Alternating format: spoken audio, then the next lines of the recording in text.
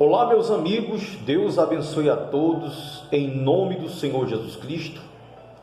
Eu quero nesse exato momento, meu amigo e minha amiga ouvinte, que você volte toda a sua atenção para esta palavra que eu vou mostrar para você nesse exato momento, porque nós sabemos que o lugar que Deus escolhe para ali fazer morada é um lugar sagrado, é um lugar santo, como o que vai ser falado agora nesse exato momento, que Deus escolheu ao filho de Davi, Salomão, para edificar uma casa a ele. E quando Salomão terminou a obra, Deus desceu como fogo com a sua glória e encheu todo o templo. Olha só o que está escrito. Diz assim: a glória de Deus aparece, diz assim: e acabando Salomão de orar, desceu fogo do céu e consumiu os holocaustos e os sacrifícios, e a glória do Senhor encheu a casa. Quer dizer, Salomão ralou para construir o templo, para que o nome do Senhor Jesus Cristo fosse colocado acima do altar. E naquele momento ele ofereceu muitos sacrifícios em agradecimento ao que Deus vinha e ao que Deus iria fazer em favor dele e do povo de Israel. Então diz assim: e os sacerdotes não podiam entrar na casa do Senhor, porque a glória do Senhor tinha enchido a casa do Senhor. E todos os filhos de Israel, vendo descer o fogo e a glória do Senhor sobre a casa, encurvaram-se com o rosto em terra sobre o pavimento e adoraram e louvaram o Senhor, dizendo: porque Ele é bom, porque a sua benignidade dura para sempre. E o rei e todo o povo ofereciam sacrifícios perante o Senhor.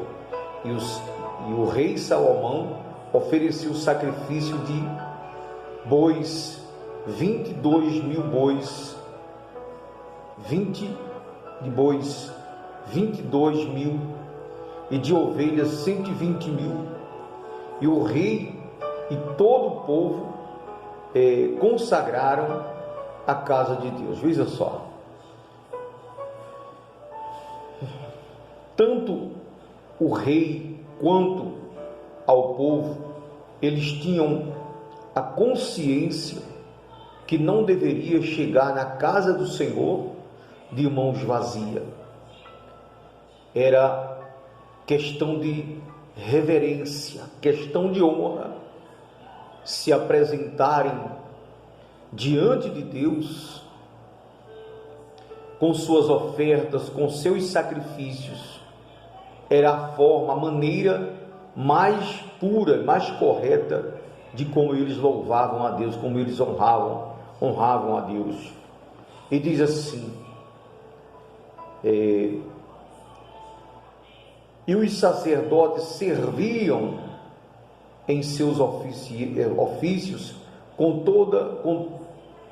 como também os levitas, com os instrumentos musicais do Senhor, que o rei Davi tinha feito para louvarem ao Senhor, porque a sua benignidade dura para sempre. Quando Davi o louvava pelo ministério deles, e os sacerdotes tocavam as trombetas, diante dele, e todo Israel estava em pé. E Salomão santificou o meio do átrio que estava diante da casa do Senhor, porquanto ali tinha ele oferecido os holocaustos e a gordura dos sacrifícios pacíficos, porque o altar de metal que Salomão tinha feito não podia caber os holocaustos e a oferta de alimentos e a gordura. E assim, naquele mesmo tempo, celebrou Salomão a festa por 7 dias, e todo Israel com ele, uma grande congregação, desde a entrada de Ramate até o rio do Egito.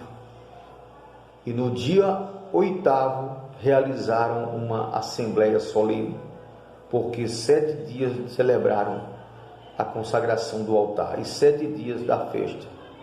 E no dia 23º do 7º mês, despediu o povo para as suas tendas, e alegres e de bom ânimo pelo bem que o Senhor tinha feito a Davi e a Salomão e ao seu povo. Depois, olha só, depois dos sacrifícios que Davi apresentou a Deus, quando chegou na presença dele, Deus apareceu a Salomão. Diz assim: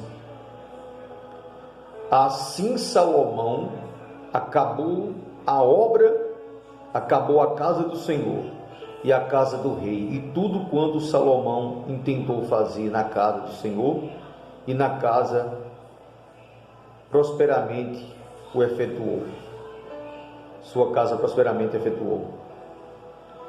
E o Senhor apareceu de noite a Salomão e disse-lhe: ouvi a tua oração e escolhi para mim este lugar para casa de sacrifício. Então veja só, meu amigo e minha amiga, os verdadeiros servos de Deus, os verdadeiros filhos de Deus, aqueles que escolhem renunciar o seu querer, a sua vontade, para fazer a vontade de Deus, esses são homens, são filhos e filhas do altar, filhos da fé, que vivem pela fé. O próprio Jesus falou: o meu justo viverá pela fé. Então, os que creem de fato e de verdade no Senhor Jesus Cristo, eles mantêm a sua vida diariamente sacrificado no altar. Eles vivem para obedecer e para fazer a vontade de Deus. E ele diz mais: e se, ao que Deus fala, e se eu fechar os céus e não houver chuva, ou se ordenar aos gafanhotos que consumam a terra, ou se enviar peste entre meu povo, e se o meu povo que se chama pelo meu nome se humilhar e orar e buscar a minha face e se converter dos seus maus caminhos, então eu ouvirei dos céus e perdoarei os seus pecados e sararei a sua terra. Como eu já falei em outro vídeo, a terra que Deus deseja sarar, curar, é a alma que se encontra ferida, talvez por uma decepção, talvez por uma palavra de agressão verbal, talvez por alguém que a pessoa depositou toda a sua confiança e foi surpreendida, porque jamais esperava ouvir ou receber daquela pessoa o que ela recebeu, o que ela ouviu. Então, Deus fala: se o meu povo que chama pelo meu nome se humilhar, ou seja, reconhecer que sem Deus ele não é nada, que ele precisa de Deus para tudo, e orar, pedindo a Deus força para permanecer firme na fé, buscando a Ele, para não deixar Ele cair em tentação, e buscar a minha face, ou seja, buscar o batismo do Espírito Santo, e se converter dos seus maus caminhos, quer dizer, abandonar tudo aquilo que desagrada a Deus para fazer o que agrada a Ele. Ele diz: agora estão abertos os meus olhos e atentos os meus ouvidos à oração deste lugar, que é o templo. Porque agora escolhi e santifiquei esta casa, para que o meu nome seja nela permanentemente, e nela estarão fixos os meus olhos e o meu coração todos os dias. E quanto a ti, se andares diante de mim, como andou Davi teu pai, e fizeres conforme a tudo o que te ordenei, e guardares os meus estatutos e os meus juízos, também confirmarei o trono de teu pai, o trono do rei, teu reino, conforme a aliança que fiz com Davi teu pai, dizendo: não te faltará sucessor que domine em Israel. Porém, se vós vos desviardes e deixardes os meus estatutos e os meus mandamentos que vos tenho proposto, e fordes e servirdes a outros deuses e vos prostardes a eles, então os arrancarei da minha terra que lhes dei e lançarei da minha presença. E esta casa que consagrei ao meu nome, farei que seja por provérbio e motejo entre todos os povos. E desta casa que é tão exaltada, qualquer que passar por ela se espantará e dirá: por que fez o Senhor assim com esta terra e com esta casa? E dirão: porque deixaram ao Senhor, Deus de seus pais, que os tirou da terra do Egito, e se deram a outros deuses, e se prostraram a eles e os serviram. Por isso ele os trouxe sobre eles todo este mal. Veja só, se você, meu amigo e minha amiga, se você deseja andar com Deus, viver na presença de Deus, se você deseja ser salvo, ter paz, então não se desvie do caminho que é o Senhor Jesus Cristo. Não abandone a sua fé, porque Deus tem compromisso com quem tem compromisso com Ele. Se nós não o quisermos servir, Ele também não vai nos obrigar. Mas não podemos contar com Deus se nos desviarmos dele, se abandonarmos a Ele, Ele também nos abandonará, meu amigo. Como Ele deixou bem claro aqui, Ele deixou bem claro: se vos desviardes dos meus caminhos e abandonar os meus estatutos, e se prostardes perante outros deuses, eu os arrancarei da face da terra. Você sabe o que significa isso, meu amigo e minha amiga?